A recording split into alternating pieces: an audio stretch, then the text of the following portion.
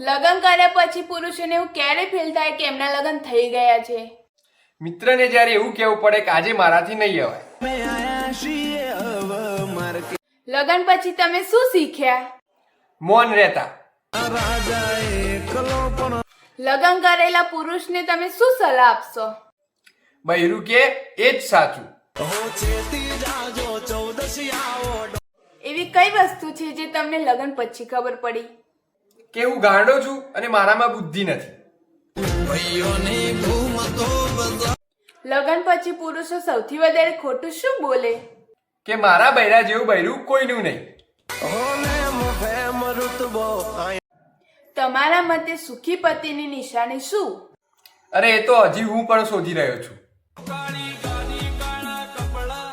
તો છેલ્લો સવાલ, તમારું જીવન લગ્ન પહેલા સારું હતું કે લગ્ન પછી? નો કોમેન્ટ્સ.